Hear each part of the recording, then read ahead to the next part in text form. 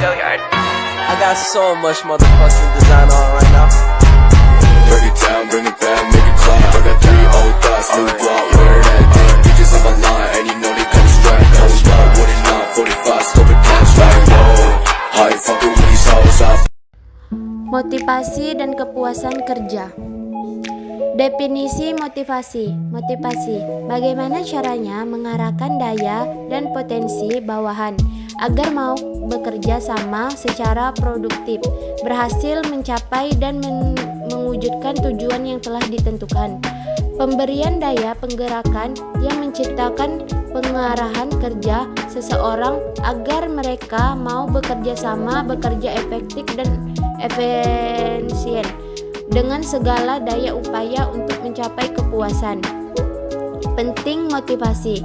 Motivasi penting dikarenakan motivasi adalah hal yang menyebabkan penyaluran dan pendukungan perilaku manusia supaya mau bekerja giat dan antusias mencapai hasil optimal.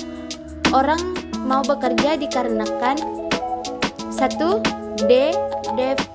To life, keinginan untuk hidup.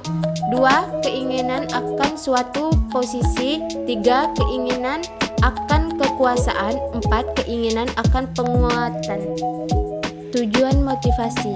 Beberapa tujuan motivasi: meningkatkan moral dan kepuasan kerja karyawan, meningkatkan produktivitas kerja karyawan, mempertahankan stabil karyawan, meningkatkan kedisiplinan, mengefektifkan pengadaan karyawan, menciptakan hubungan dan suasana kerja yang baik, meningkatkan loyalitas, kreativitas, dan rasivitas, meningkatkan kesejahteraan karyawan, mempertinggi rasa tanggung jawab terhadap tugas. Asa-asa motivasi. Asa-asa mengikut sertakan, memberikan kesempatan bawahan untuk mengaktivitaskan, mengajukan ide atau saran dalam pengambilan keputusan. Asa komunikasi,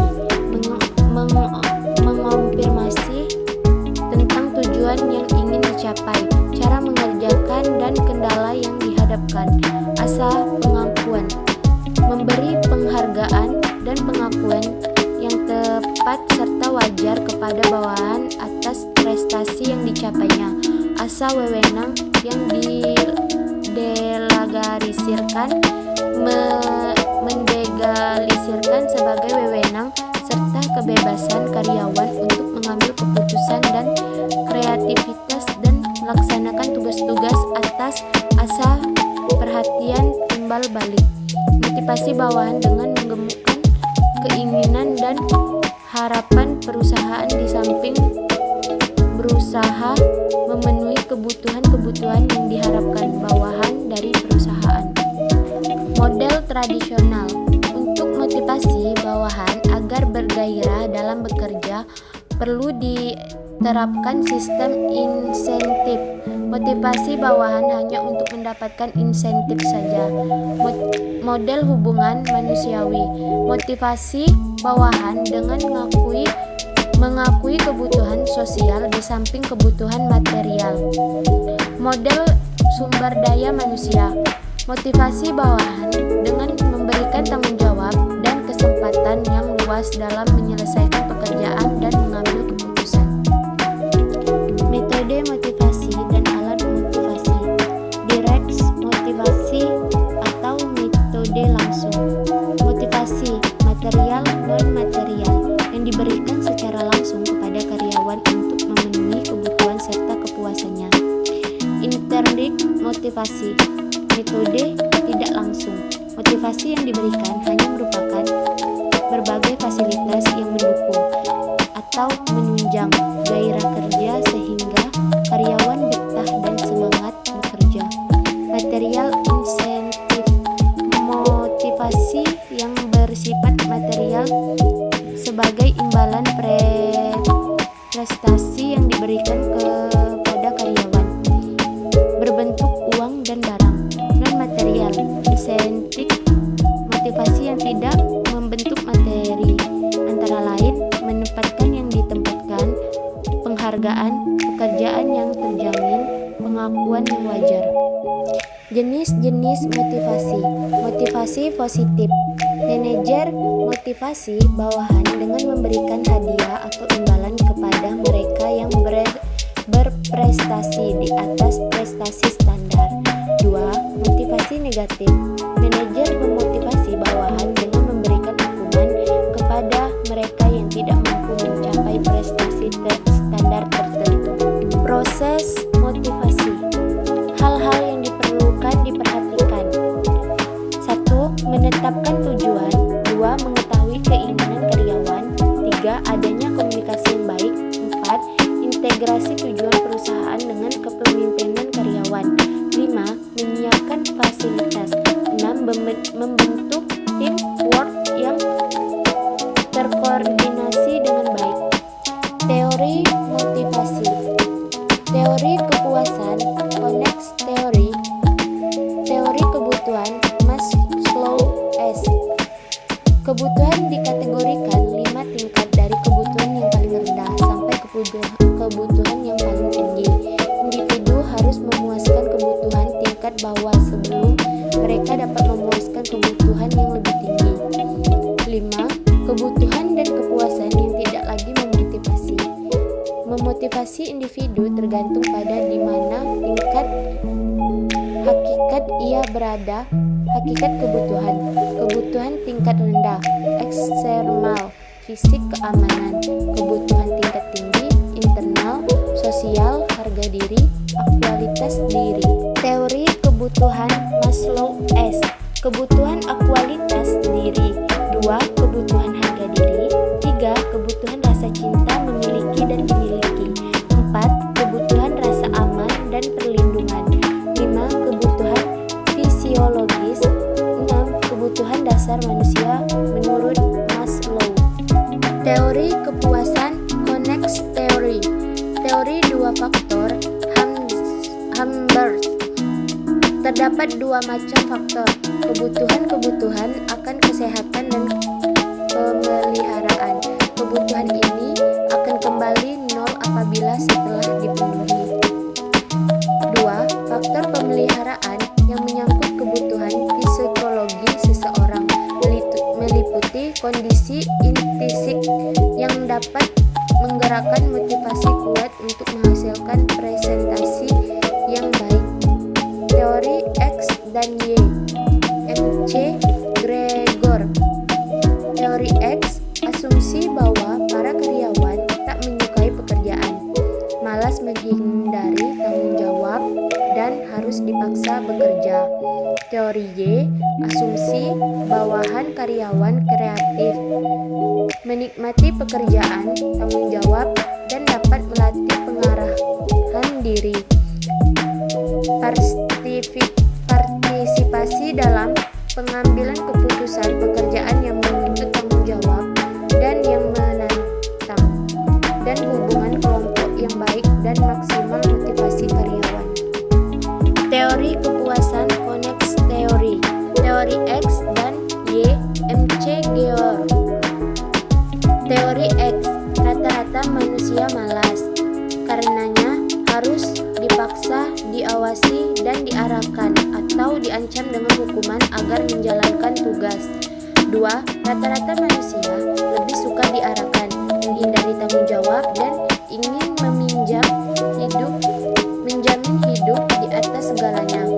Teori Y menggunakan usaha fisik dan mental dalam bekerja dan kodrat manusia.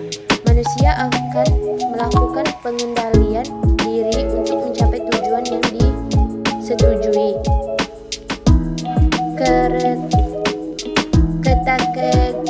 Kekategorian pada tujuan merupakan fungsi dan penghargaan berkaitan dengan presentasi mereka. Ada kemampuan untuk berimajinasi, cerdik, dan kreatif dalam menyelesaikan masalah. Potensi intelektual rata-rata manusia hanya digunakan sebagian saja dalam kondisi kehidupan modern. Teori motivasi. Teori motivasi proses teori. Teori harapan, teori keadilan, teori penghukuman. 2. Teori harapan. Bawahan seseorang individu cenderung untuk bertindak dengan cara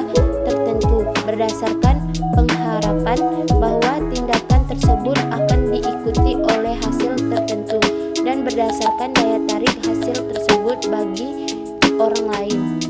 2. Teori ini adalah memahami dan mengelola sasaran karyawan berkaitan antara usaha, kinerja, dan imbalan. 2. Usaha, kemampuan karyawan, dan pelatihan dan pengembangan.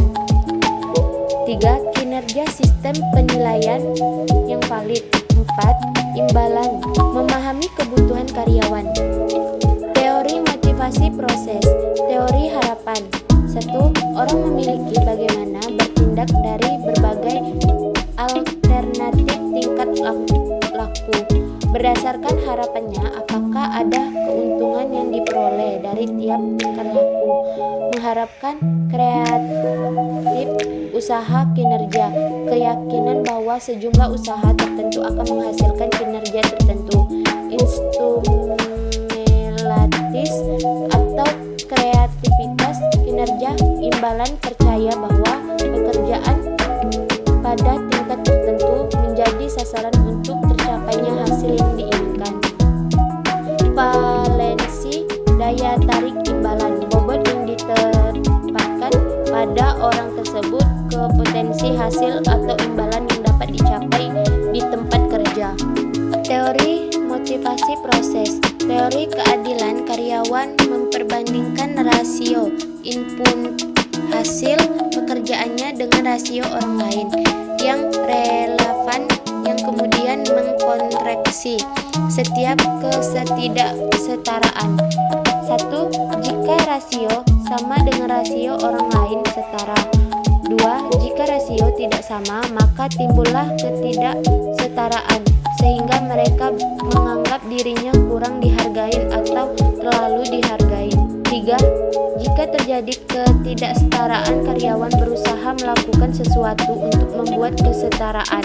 Teori yang menekankan peran yang dimainkan oleh keyakinan seseorang akan keadilan dan kejujuran dari penghargaan dan hukuman dalam menentukan prestasi dan kepuasan kerjanya.